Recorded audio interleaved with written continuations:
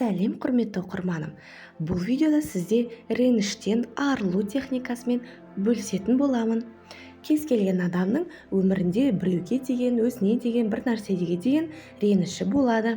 Реніші оған алға жылжуға, жетістікке жеткенге кедергі болып тұрады. Сол үшін бұл техниканы міндетті түрде мұқият қарап жасап отырыңыздар. Реніштен арылып, алдағы мақсат жетістіктеріңізге, оңай жетулеріңізге тілеймін. Видеоға лайк басып, комментарий жазып, каналға жазылып алуға ұмытпаңыздар. Әдетте біз біреуге беріп, сол қайтпаса күткеніміздей болмағанда реніш туындайды екен. Реніш қай кезде туындайды? Біз біреуге бір нәрсе беріп, сол қайтпаса күткеніміздей болмағанда реніш туындайды екен. Көбінде ақшамыз кеткенде қатты ренжиді екенбіз. Реніш ол ауыр жүк, тіпті рак ауруына дейін алып келетінін ұмытпаңыз. Сіз ренжіп жүрген адам тіпті сіз ренжіп жүргеніңізді де білмеуі мүмкін. Бірақ біз өз алдымызға ойша ренжіп қиналып жүріп аламыз. Солай жүрмес үшін әр ренжіткен адамды өзімізден сатып аламыз. Мысалы, сізді кім ренжітті? Сол адамға ақылы ақшалай бірдеңе жасайсыз. Оған барып алып ақша беру, я барып кешірім сұрау емес. Оны жасау бізге қиын. Олай жасайтын болсақ, әлде қашан солай жасап алатын едік қой. Кешірім деген басқа да, іштегі реніш тұру басқа. Толық босатып түсінгенде кешірім келеді.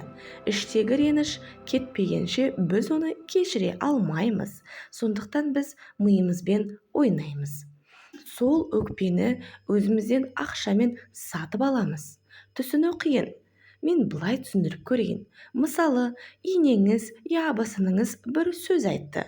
Жылдар бойы сізге моральды қиындық әкеле жатыр.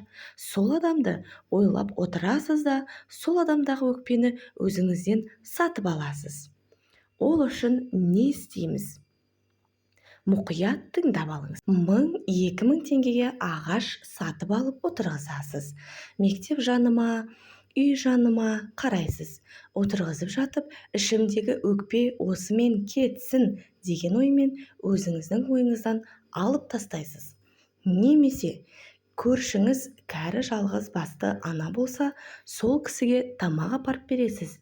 Өзіңізден ақшаны алып, басқа адамға садақа ретінде бересіз. Бұл бірінші ренжіген адамыңызға, ретімен екінші ренжіген адамыңызға деген өкпені өзіңізден алып тастауға көмек береді.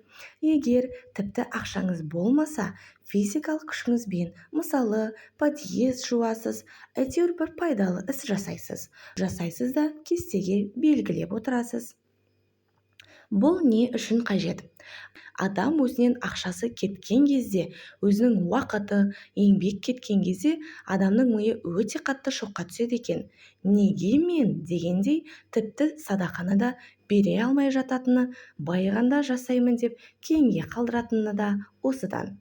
Ақшаны беруге өте қатты сараңдықтың болып жататыны, сол жаңағы адамнан бір ақша шығу, сол шок екен. Сондықтан қандай нәрсе жасайсыз, өз фантазияңызға қарап жасаңыз. Берілген кестені толтыра отыру арқылы әрбір ренжіткен адамды сатып алып, санамыздан алып тастаймыз. Ренжіген 7 адам болса, 7 рет ренішіңізді өзіңізден сатып аласыз.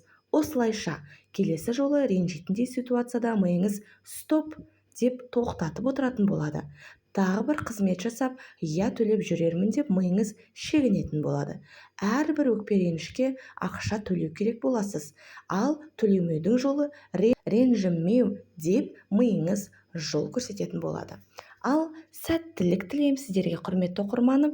Реніштеріңізден тез арылуға тілектеспін. Видеоны лайк басып, каналға жазылып, қоңыраушаны баса кетіңіздер.